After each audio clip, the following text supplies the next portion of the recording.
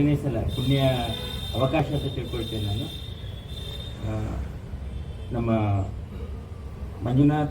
ಶ್ರೀಯುತ ಮಂಜುನಾಥ್ ಚವ್ಹಾಣ್ ಅವರು ಹೇಳಿದರು, ಹಿನ್ನೆಲೆ ಏನು ಆಲ್ಮೋಸ್ಟ್ 300 ಇಯರ್ಸ್ ಆಗಿದೆ, 295 ಇಯರ್ಸ್ ಆಗಿದೆ.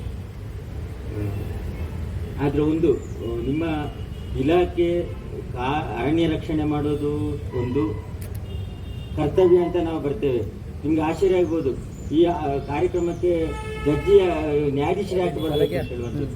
ನಿಮ್ಗೆ ಗೊತ್ತು, prevention is better than cure ಅಂತ.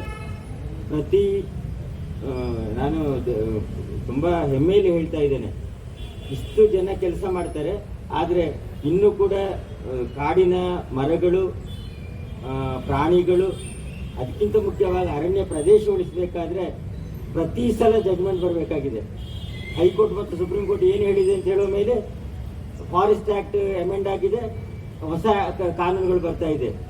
ಕಾರಣ ಏನಂದರೆ, ನಾನಿಲ್ಲಿ ನನಗೆ ಖುಷಿಯಲ್ಲಿ ನಾನು ಒಪ್ಪಿದ್ದೇನೆ, ಬರ್ತೇನೆ ಅಂತ. ಯಾಕಂದರೆ ಖಂಡಿತ ಯಾರ ಮೇಲೆ ಕೇಸು ಹಾಕಿ ಅಥವಾ ಅರಣ್ಯ ಪ್ರದೇಶ ಹಾಳಾಗಿದೆ, ಪ್ರಾಣಿಗಳು ಕೊಂದಿದ್ದಾರೆ, ಅಥವಾ ಯಾರಾದರೂ ಇದು ತೊಂದರೆ ಕಳ್ಳತನ ಮಾಡಿದ್ದಾರೆ ಅಂತ ಹೇಳೋದಕ್ಕಿಂತ prevention is better than cure, ಕೋರ್ಟಿಗೆ ಬರಬೇಡಿ ಅಂತ, ಆ ಥರ ನೀವು ಕೆಲಸ ಮಾಡಿ ಅಂತ ಹೇಳೋದಕ್ಕೆ.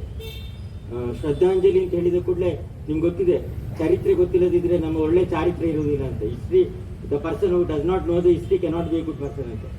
ಬಟ್ ಹಿಸ್ಟ್ರಿ ಮಾತ್ರ ತಿಳ್ಕೊಂಡ್ರೆ ಸಾಧ್ಯ ಆಗೋದಿಲ್ಲ. ಹಿಸ್ಟ್ರಿಯನ್ನು ತಿಳ್ಕೊಂಡು ನಾವು ಪ್ರೆಸೆಂಟಲ್ಲಿ ಹೇಗಿರಬೇಕು ಅಂತ ಬೇಕು. ಪ್ರೆಸೆಂಟಲ್ಲಿ ಹೇಗಿದೆ ಅಂತ ಹೇಳಿದರೆ ನಾವು ವರ್ತಮಾನದಲ್ಲಿ ಹೇಗೆ ಇದ್ದೇವೆ ಅಂತ ಹೇಳಿದ ಮೇಲೆ ನಮ್ಮ ಭವಿಷ್ಯತ್ತು, ಪ್ರತಿಯೊಬ್ಬರ ಕೆಲಸ ಕೂಡ ನಾವು ಭವಿಷ್ಯವನ್ನು ಹೇಗೆ ಮಾಡ್ತೇವೆ ಅಂತ. ನಿಮ್ಗೆ ಗೊತ್ತಿದೆ, ಒಂದು ಕಾಲಕ್ಕೆ ಕೆರೆಗಳು ಇತ್ತು, ನಂತರ ಬಾವಿಗೆ ಬಂದಿದೆ, ಆ ನಂತರ ಬೋರ್ವೆಲ್ ಆಯಿತು, ನಂತರ ನಳ್ಳಿಯಿಂದ ನೀರು ತೆಗೆಯುವಂಥದ್ದಾಗಿದೆ. ಈಗ ಕೂಡಲೇ ನಾವು ಬಾಟ್ಲಲ್ಲಿ ಇಡ್ತೇವೆ. ಇನ್ನೂ ಸ್ವಲ್ಪ ದಿನ ಹೋದರೆ H2O ಕ್ಯಾಪ್ಸುಲ್ ಬರೋ ಅವಕಾಶ ಇದೆ. ದಿನಕ್ಕೆ ಇಷ್ಟು ಸಲ ಕ್ಯಾಪ್ಸುಲ್ ತಿನ್ನಿ, ನಿಮ್ಮ ನೀರಿನ ಅಂಶ ದೇಹದ್ದು ಬರ್ತದೆ ಅಂತ ಹೇಳುವಂಥದ್ದು. ಕಾನೂನಾಗಲಿ ಯಾವುದೇ ಡಿಪಾರ್ಟ್ಮೆಂಟ್ಗಳಾಗಲಿ ನೀವು ಕೆಲಸ ಮಾಡೋದು ಯಾವ ಕೆಲಸ ಆಗ್ತದೆ ಅಂತಲ್ಲ, ಅದರ ಪರಿಣಾಮ ಏನು ಅಂತ ಹೇಳುವಂಥದ್ದು. ಈಗ ಗೊತ್ತಾಗೋದಿಲ್ಲ ಅರಣ್ಯ ಹೋದರೆ ಅಥವಾ ಅರಣ್ಯ ಪ್ರದೇಶ ಹೋದರೆ ಪ್ರಾಣಿಗಳು ಹೋದರೆ ಅಂತ. ನಮಗೆ ಸೃಷ್ಟಿ ಇರುವಾಗ ಎಲ್ರಿಗೂ ಯಾರಿಗಾರಿಗೆ ಏನೇನು ಬೇಕು ಅಷ್ಟೇ ಮಾಡಿರ್ತಾರೆ. ನಮ್ಮ ದುರಾಸೆಗೆ, ನಮ್ಮ ಪರ್ಸನಲ್ ಇದಕ್ಕೆ ವೈಯಕ್ತಿಕ ವಿಷಯಕ್ಕೆ ನಾವು ಹಾಳು ಮಾಡ್ಕೊಳ್ತೇವೆ. ಮತ್ತೆ ಹಾಳು ಮಾಡಿಕೊಂಡು ಅದನ್ನು ಸರಿ ಮಾಡಲಿಕ್ಕೆ ಮತ್ತೆ ನಾವೇ ಕಷ್ಟ ಬರ್ತಾ ಇದ್ದೇವೆ. ಅದಕ್ಕಿಂತ ಹಾಳಾಗದಾಗೆ ನೋಡಿ ನೀವೆಲ್ಲ ಪ್ರಾಮಾಣಿಕವಾಗಿ ಕೆಲಸ ಮಾಡಿ. ಕಾನೂನಿನ ಅರಣ್ಯ ಇಲಾಖೆ ಕೇವಲ ಗಿಡಗಳನ್ನು ರಕ್ಷಿಸುವ ಸಂಸ್ಥೆ ಇಲ್ಲ. ನಾನು ಹೇಳಿದ್ದು ಇದು ಗಿಡಗಳನ್ನು ಮತ್ತು ಪ್ರಾಣಿಗಳನ್ನು ರಕ್ಷಿಸೋದು ಖಂಡಿತ ಅಲ್ಲ. ಅದಕ್ಕೆ ಸಂಬಂಧಪಟ್ಟ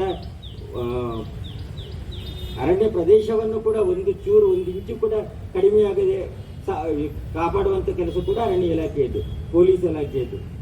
ಇಂದು ಎಲ್ಲರೂ ಅದನ್ನು ರಕ್ಷಿಸುವ ಇದರಲ್ಲಿ ನಮ್ಮ ಜೀವ ಜಗತ್ತಿನ ಸಮತೋಲನವನ್ನು ಕಾಯುವ ಮಹತ್ವದ ಜವಾಬ್ದಾರಿಯನ್ನು ನಾವು ಹೊಂದಿದ್ದೇವೆ. ನಮ್ಮ ಹುತಾತ್ಮ ನಮ್ಮ ನಿಮ್ಮ ಇಲಾಖೆಯ ಹುತಾತ್ಮರ ಸಹೋದ್ಯೋಗಿಗಳ ತ್ಯಾಗ ಮತ್ತು ಕರ್ತವ್ಯದ ಗಂಭೀರತೆಯನ್ನು ನಮಗೆ ಇಂಥ ಕಾರ್ಯಕ್ರಮಗಳು ಖಂಡಿತ ನೆನಪು ಮಾಡಬೇಕು. ಅವರ ಆತ್ಮಕ್ಕೆ ಶ್ರದ್ಧಾಂಜಲಿ ಸಲ್ಲಿಸ್ತೇವೆ ಅಂತ ಹೇಳಿದರೆ ಮಾತ್ರ ಸಾಕಾಗೋದಿಲ್ಲ. ಅವರ ಹೆಸರು ಹೇಳಿಕೊಂಡು ಇವರೆಲ್ಲ ನಮಗಾಗಿ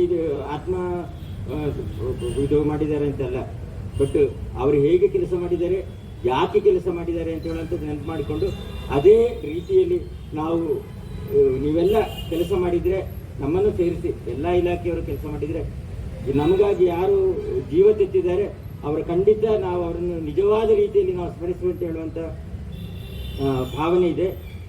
ಅರಣ್ಯವೇ ಜೀವನ, ಅದನ್ನು ಕಾಪಾಡುವುದು ನಮ್ಮ ಧರ್ಮ ಎಂಬುದನ್ನು ಮನದಾಳದಲ್ಲಿ ಇಟ್ಟುಕೊಂಡು ಪ್ರತಿಯೊಬ್ಬರು ಈ ನಿಷ್ಠೆಯಿಂದ ನೀವು ಕರ್ತವ್ಯ ಮಾಡಿ.